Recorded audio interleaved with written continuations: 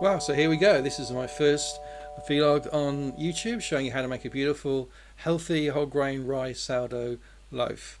I've been developing this process over a number of years now to make it, first of all, repeatable, and secondly, easy to make for everyday life. So as you can kind of put it into your routine in the week and you can make some beautiful bread of your own and avoid having to buy commercially yeasted breads and such like. I'm just going to go through now and show you when I say cut it open and show you what's inside. And now, grand reveal, let's see what we've got. So we'll just cut into it and see what we've got.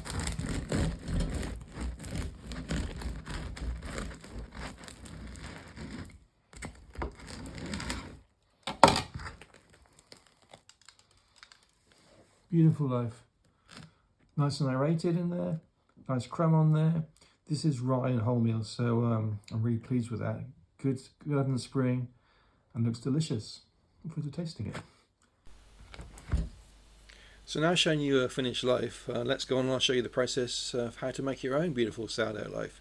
This loaf I'm going to show you now is a light rye sourdough loaf, so a little bit different to the last one, but the same process, steps involved, and you can play around a little bit eventually when you want to with the ingredients, but this is the list I'm using on this loaf, and these are the steps you also see on here for making the loaf. So enjoy, and I'll show you the process now. Right, this morning we're going to make some lovely sourdough bread. A simple recipe really. So it's got organic strong bread flour and organic dark rye flour. It's kind of a mixture of flours there. Got my sourdough starter. I did that last night, so it's been fermenting and looking really good, nice and bubbly. Normally I start off around about here, elastic band. I want to see at least a doubling and a bit more really, so that's kind of doubled size and a bit more. So we know we've got a good strong starter there. I'm going to make a 600-gram loaf, so I'll show you now as I go through the quantity of water, and we're going to autolyse first. So that means we're going to kind of just mix the flour and the water together, no salt, no starter, to get a strong base. So I'll do that now. Here. So we want to measure up. So I'm going to go for, I think, say, let's go for 150 grams of rye flour, first of all. Get that onto grams here. So I'm using a really good quality dark rye, shipped to mill. It's organic. It's really, I've used it a lot. It's great price as well. And then I'm going to go up to 600 grams now of flour with the strong red flour. So we're going to get to 600 on the scales. I'm going to be pretty precise on here. I want to kind of make sure my ratio of flour to water is about right for what we want. So almost 600 on there.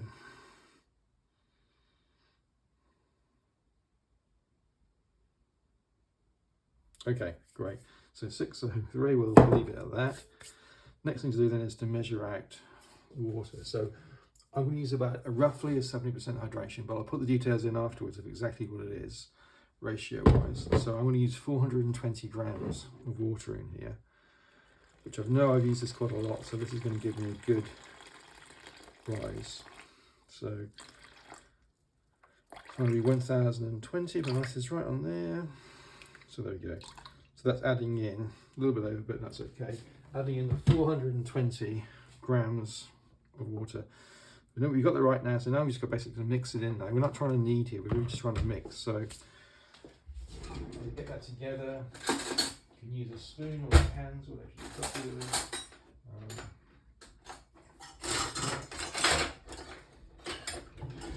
So I'm just going to use a spoon initially just to kind of mix that in. And so we're only really mixing here. Once we've got this, we're going to leave this autolyse for around about, well, the range I'd say really is from anywhere from half an hour to 2 hours is fine for that. So if you you're busy, you can let it go a little bit longer. If you want to get things moving, then you can kind of quite happily do it in 2 hours. So now you go to the hands here, just mix this in together. And you see the colours change because we've got the rye flour in there. It's not quite a white look to it. So as I say, we're not trying to knead here. All we're trying to do is really collect up all of the flour, water, and make it into a ball like that. Make sure we've got everything collected up on there. And that's it really. That's the start of the process. So it doesn't look fancy now, just mixed up together in the bowl. We're gonna put the lid on here, leave that for half an hour, and come back, go on to the next stage. That's great. Right, so here's the next stage of the process. So we've autolyzed for an hour, wet our hands before we touch out the dough, then we don't stick. So we can just check it by just running our hands slightly here. I'm just going to do a slight little bit of window paint so we can just kind of see on here now. Actually, it's pretty good already. It's breaking a bit, but it probably is. You've had a lot of dough strength already by autolyzing it like that. So what we're going to do now is we're going to put in our sourdough. So I'm going to put in about 120 grams of sourdough. So I pretty much know what it is quantity wise, but I'll just measure it out just to show you on here. So 120 grams is what we're after, roughly. I mean, it's not critical on this. If we're a little bit under or a little bit over, it's going to be fine. So 44. You also want to save a bit in the jar for the next mix. Okay, so I'm probably going to be a little bit under here. I'm 100, so I'll probably just get a little bit out of here. That'll take me up to probably 110. That's pretty close on there to being 112. I'm happy with that, and we've still got some left in the jar for our next sourdough mix. So take that out of there. Next thing I want to do is add in our salt. So I add in, it's 2%, so it's 2.4 grams on here. So just that again here. I know roughly as well for me, it's round about half a teaspoon on here, so half a tablespoon on here. So roughly on here, that I know is about right, but we're just going to see what happens with a gauge. Sorry, 10 grams you actually want on here. Got that wrong. Okay, so that's 10 grams on there roughly. So we're around about kind of just under 2%. Now it depends how salty you like your bread to be. For me, I kind of like it a little bit under maybe the average. So we are under 2% here, but I find that's about right, is half a tablespoon for a 600 gram loaf. So now we're just going to mix it in. So here we go on that. Again, wet your hands slightly, and then you're just going to kind of really just mix it through. You're not kneading, you're just really mixing until you got to the point where the salt and the starter has all mixed in to the dough. So I'm just kind of pulling and folding here, but I mean there's no technique really required for this. It just is a question of actually mixing it in.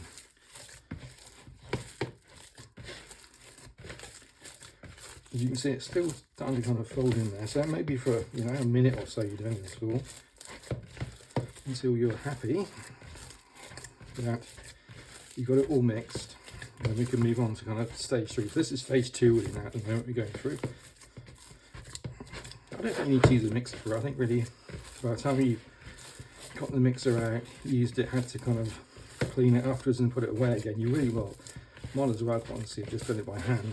I don't think there's any advantage really to using a mixer, and in many cases a mixer just makes the dough much heavier. So I'm pretty happy there that we got everything through, and next bit on there really is just to kind of, put it in the bowl like this, just so you can see how it's going, and then come back to it maybe in about half an hour's time and do your first stretch. So back again after half an hour. So we haven't touched it since then, and now you can see it's kind of looking a bit grainy in here. So we're going to do a first stretch and fold and get some strength into it. So first thing again is wet your hands when you're touching it, and it's not going to stick to you. Just a little bit from here. So we take a quick look at the gluten development, how strong it is. So if we do a window pane test on here, already it's actually looking very good on there actually. You can almost, in fact that's pretty strong as it is, but we're going to carry on with the process. We'll build more strength into the dough. So we're going to wet our hands, particularly wet all of our hand now, and we're going to lift the dough out. This is kind of, there's many methods to stretch and fold. This is one that I use. So I basically wrap it around my wet hand here like this, and you can really feel at the moment it's really kind of soft. Then it's actually going to get quite hard to fold over, and all the strands and gluten have got their strength in there. And then once you've done that, just make it into a nice little ball like this. Don't mess around with it too much. And there you go. That's the first part of the process really, the first stretch and fold. Wrap it around your hands. You can pull it and fold it as well. This is a technique that I've used, works really well for me. So we're going to leave this now for another half an hour to an hour. We can kind of be a little bit liberal on times now because we've got a lot of dough strength in there already that we've seen from the window pane test. So we'll come back again in another half an hour to an hour. So we're now about 45 minutes to an hour. It doesn't have to be exact really. I'm going to go our second stretch and fold. This is a coil fold, which is a lot gentler really than what we did previously. So just again, wet your hands a little bit. And basically what we're going to do here is we're going to lift up from the middle, get our fingers underneath and lift, and then stretch. And we want that kind of dough to stretch out a little bit like that. And then tuck it under like this. And then go around and do this a few times. You want it to stretch and fold it over. The same thing in here. Stretch and fold over. And then probably after, let's see, 4 of those, 4 sets, the dough has started to kind of tighten up again. So the gluten strands really start to form really quite well. If you want to know, we're going to just a quick window pane test again to see how we're going. And we're doing pretty well for the first time around. So we just have a check on here again. And we'll stretch out on here. And that really is good. Nice kind of window pane effect on there. That's just really what we want. So happy with that. And basically what I'll do now is I'll put the lid back on again. I'm going to come back to this again probably in an hour or so's time. Do another gentle core folds like that, or a set of 4 of them, and then we can let it rest for about 3 hours or however long it takes to fully develop and improve on that. So that's really the process so far that we've been through. Really quite simple. Right, we're ready now for the final set of coil folds. So it's been hour and a half, something like that, since the last one. So I'll just go through and do that now and show you the final set of folds. So again, wet the hands slightly. So the dough doesn't stick to your hands. Gently lift it out in the middle here. You're going to stretch them as you go. It's looking good there. It's looking good there. So you're really stretching the dough. Turn it round. Do the same thing here now. Stretch it over. Go around. And you feel there's some kind of strength now coming into the dough. You know, it's not sticky. That really is looking now as though I think we've got quite a bit of strength in the dough. So we can just do a quick window pane test to see how we're going there. Sure we'll be okay, but yeah, that's really good there. Well, I've actually got a break there. Let's just try again on here. No, that's looking pretty good. It's looking like a good clear window on there. That's great. So I think from there we can say we can now leave that for its final stage, which kind of, it could be 3 hours now, it could be 4 hours, could be 5 hours, depends on the temperature of your house. So the way to check really on here, you start to get some bubbling on there, and you get a feel for this after you make a feel, and you start to see what happens when you do a test on here, how springy it is. Like at the moment, it's really elastic. You know, it's kind of it's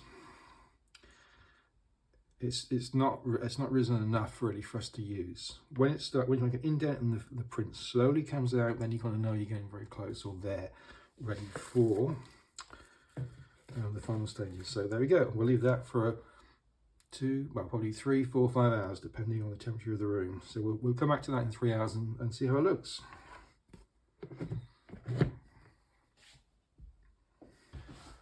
Right, so this is the next part of the process. We're now going to form the loaf to put into the Benetton. So what I always do here is a little bit of rice flour. It's an important thing to line the Benetton with. This helps to stop it from sticking. So give it a decent, there we go, coverage there. A little bit for the bench, but not too much for the bench there. On the side, just slightly let go like that. Now we're going to empty the dough out. So we don't want to move around too much. I kind of let it fall out by itself, really. Like that. Pretty happy with that. It's nice. And now we're going to form it. So again, slightly wet hands here. And we're going to stretch it. So we're going to make it into a nice kind of rectangular shape, a bit like this. Yeah. And this is going to form the loaf then. So then we're going to stretch the side out here like that. Stretch the side out from here like that. And then we're going to go through and roll. But the last bit of the process is we're actually going to put some seeds on. So we're just going to lay a few seeds out on here. So we're going to have a nice topping to the loaf. So you kind of choose what you like, but this is pumpkin and sunflower. So we'll start the process of finish off here now. So we're now going to fold this through, stretch this through here like this. So you have a nice loaf like that. Pull up the sides here like this. And then we're then going to put it into the seeds from here. Put it across like here. Like that. So you get a good coverage of seeds across the loaf. So sides, both sides, top and tail it like that. Roll it through again. So you really have got a nice coating thing. Back to the balance on. Put it in here. Then you're going to stitch it up, which the idea of this now is to give the surface of the loaf some tension to it. So it's going to hold it in. So you want to kind of knit it across like this. So you come across like this, like that, like that, like that, like that, like that, that, and like that. Okay, look nice in there. And there we have it. There we have our loaf. Give it a bit of a shake around. That's looking nice in the balance on there. My hands off. And the last thing we're going to do then is going to put on the cover here. In fact, before we do that, I'm going to give it a little bit of a dust around the outside with rice flour again, just to kind of stop anything from sticking around the outside here, like that. And that should be good to go. So we're just going to put the cover on now. Like this.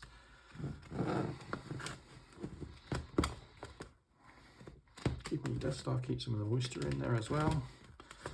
And now once you've done this, I would say leave this out on your bench top for around about half an hour, maximum an hour, just to kind of give it the last kind of proof of the loaf. And then once you've left it out for half an hour, put it into the coldest part of your fridge overnight, 12, 18 hours, even for 2 days in there if you want to. So basically, for me, tomorrow morning now, I'll bake this loaf. So it's going to go in there from 6 o'clock now, probably 9 o'clock tomorrow morning, I'll put it in the oven there. So that's how long I'm going to put it in the fridge for, but you could put it in there for longer. There's no kind of, I think 2 days probably would be enough as far as you want to leave it. So generally, I do it overnight and put it in the oven. So there we go, ready to go. Great, so today we're going to bake our loaf. So the dough in the banton has been in the fridge overnight, so slow fermentation in there. Now we're ready to bake it. So I'll show you the process here of what goes on.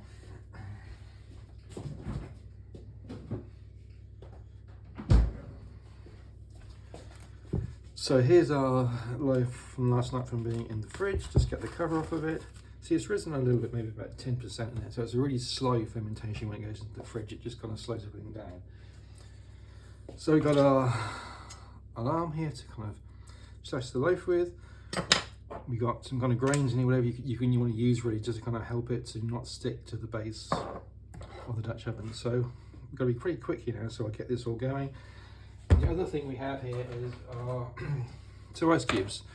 They're to help to get some steam to the Dutch oven and to stop the top of the loaf from baking over too quickly and stopping the loaf from rising. So here we go.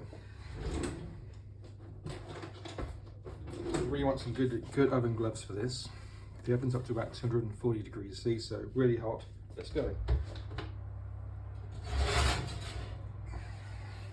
There you go, so we're steaming away there. Okay, just give that a quick shake over on here. Great. Put the loaf out on here. Looking good. And I'm going to make 2 different ways. I'm going to do 2 big slashes in here. So 2 slashes across the loaf like that. There we go. On there, so looking pretty good on there. Not the best slashes in the world, but I think that will do pretty well. Oops. Okay, that's looking good. I'm going to put the ice in. Put the lid on. in the oven for 20 minutes.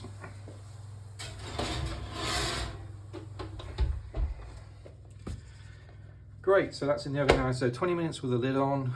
Take the lid off, check it out, and another 20 minutes with the lid removed. And probably reduce the temperature down to about 210, 220 then for the last 20 minutes of the bake. So there we go, set my timer, and away we go. Okay, great, that's been 20 minutes now, so I'll get out of the oven and let's see how we've done for the first part of the bake.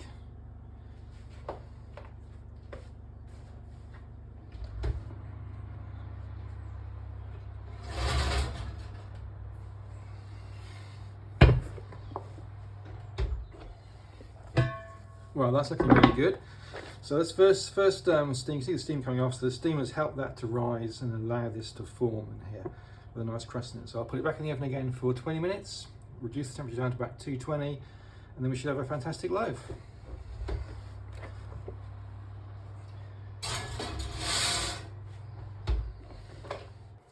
Okay, we're good now. That's been 20 minutes, so it looks really good in the oven, so I'll bring it out and we have a look.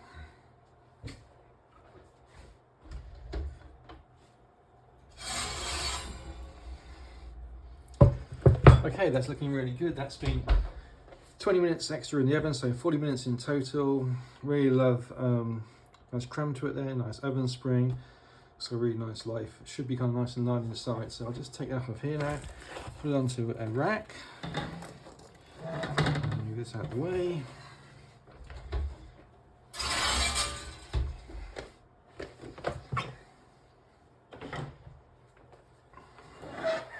So you're really happy with that. That's a really nice loaf. It'll probably weigh about a kilogram or just over a kilogram, somewhere around about there. So it should last the family for like 2, 3, maybe 4 days, depending on how much you eat. So yeah, that's my rye sourdough loaf. Easy to make, beautiful to eat.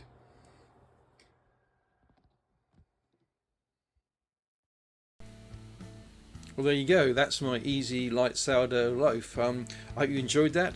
Hope it's something that you can kind of follow along at home and make some your own beautiful sourdough loaves. Lots of variants there that we can discover in the future. So if you're interested, then please subscribe. I'm going to do a whole lot more videos on different sourdough techniques and different styles and different ingredients. Also, this channel is a lot about as well finding new things to discover, whether it's kind of getting out and about, looking at how to cook different food types, how to have more adventures out there, how to unravel things, how to do things on a budget. So please subscribe, and I'll keep on doing these. So that's great.